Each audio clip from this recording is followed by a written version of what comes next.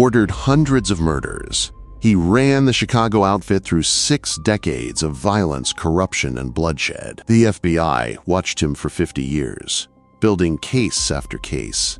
Yet he died peacefully in his bed at age 86, having never spent a single night in prison. Tony Accardo didn't just beat the system, he became the system. And the story of how he did it reveals something far more disturbing than any Hollywood gangster film could ever capture. On a freezing January morning in 1978, federal agents stood outside a sprawling ranch house in the upscale Chicago suburb of River Forest. Inside, an elderly man was eating breakfast with his wife. He had thin white hair, thick glasses, and the gentle demeanor of someone's grandfather. But the agents knew better. This was Anthony Joseph Accardo, known on the streets as Joe Batters, perhaps the most successful organized crime boss in American history. They had a warrant. They had wiretaps. They had testimony from informants. And just like every other time they'd tried to nail him over the past 5 decades, they would walk away with nothing.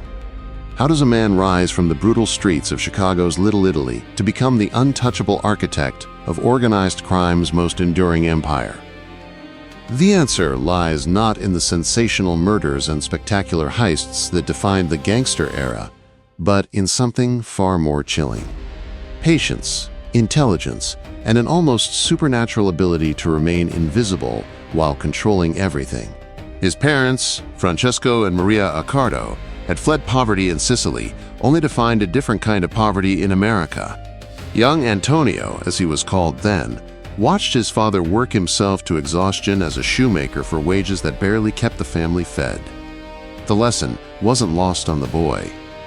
Honest work, he learned early, was a sucker's game. By age 14, Accardo had dropped out of school and was running with street gangs in the neighborhood. But even then, those who knew him noticed something different. While other kids sought attention and bragged about their exploits, Accardo stayed quiet, observant, calculating.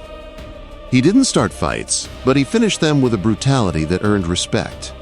More importantly, he showed an unusual gift for organization and planning. When the Circus Cafe gang pulled jobs, it was often young Tony who figured out the logistics, who studied the targets, who made sure everyone knew their role. The year 1926 changed everything.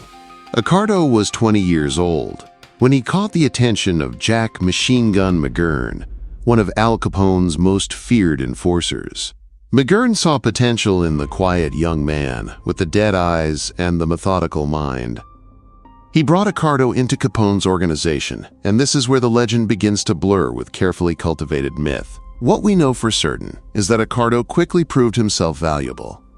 What remains shrouded in deliberate ambiguity is exactly how. The most persistent legend claims that Accardo participated in the St. Valentine's Day Massacre in 1929, that infamous execution where 7 members of the rival North Side gang were lined up against a garage wall and machine-gunned to death. No concrete evidence has ever definitively placed Accardo at the scene, yet the story persists, whispered in mob circles and hinted at in FBI files.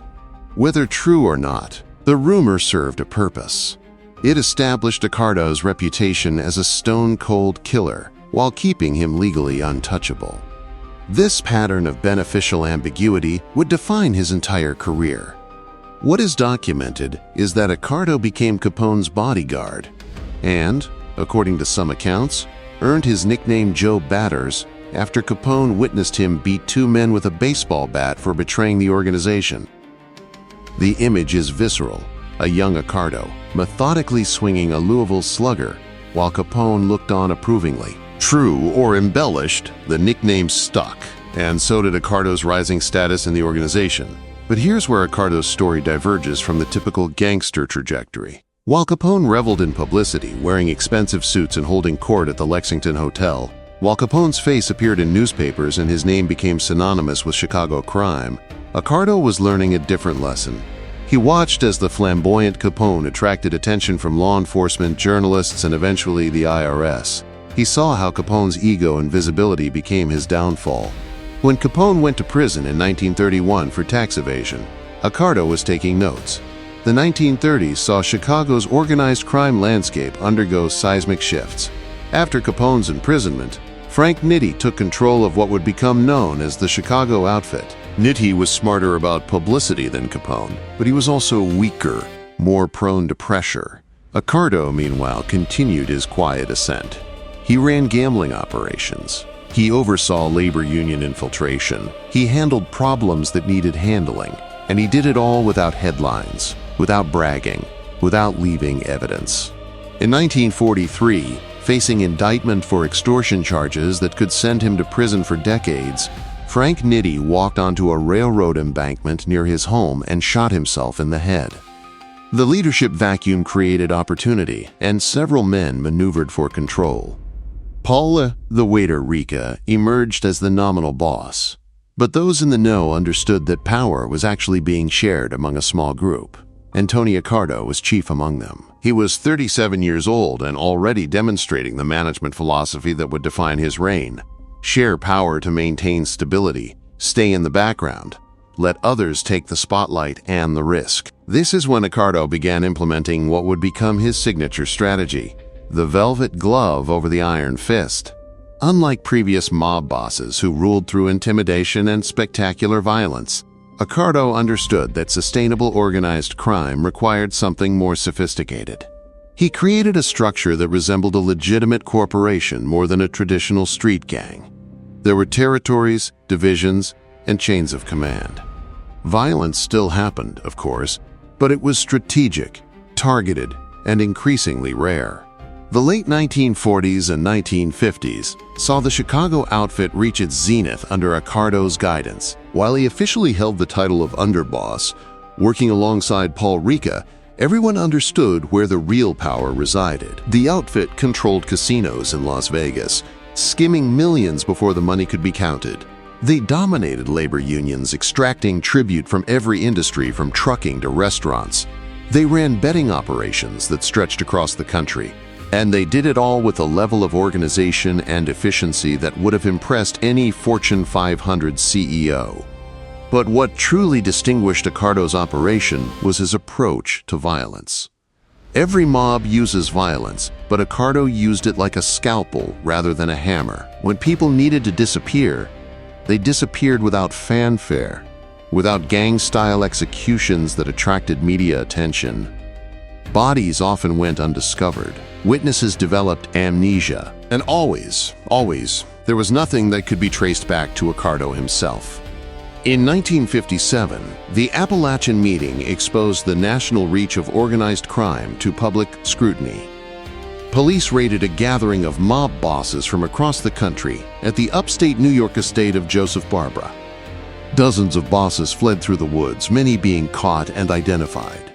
Accardo was supposed to attend but didn't, claiming later he'd been sick. Whether illness or intuition kept him away, the result was the same. While other bosses faced increased scrutiny and eventual prosecution, Accardo remained on the periphery. His name mentioned in reports, but his involvement impossible to prove. The 1960s brought new challenges. Robert Kennedy, as Attorney General, declared war on organized crime with unprecedented federal resources. Wiretaps proliferated. Informants were cultivated. RICO statutes began their development. Mob bosses across the country found themselves under siege. Vito Genovese went to prison. Carlo Gambino was constantly under surveillance.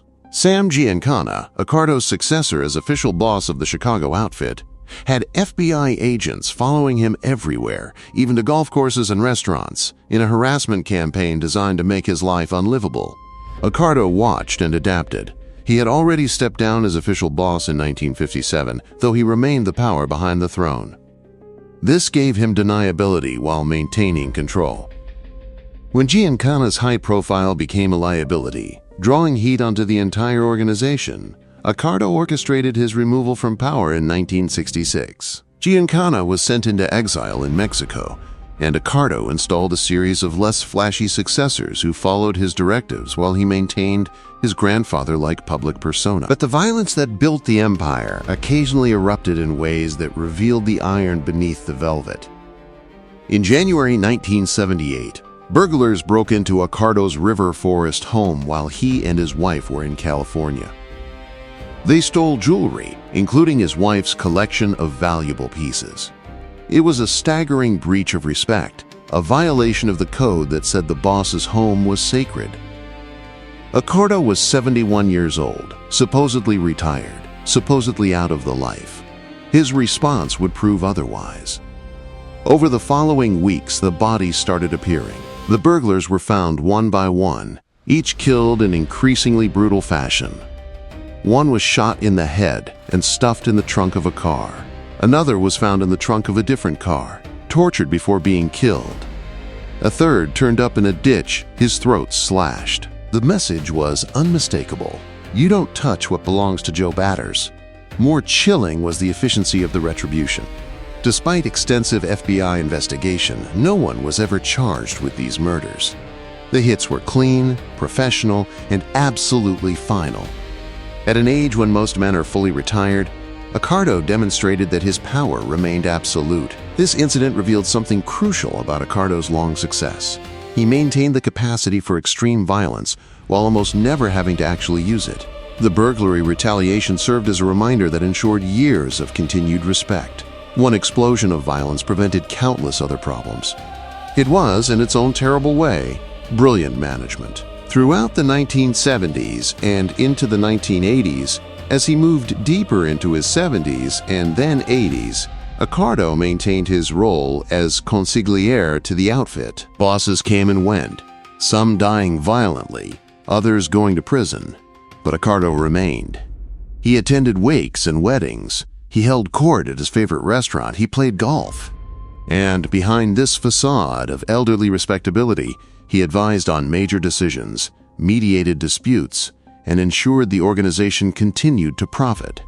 The FBI never gave up.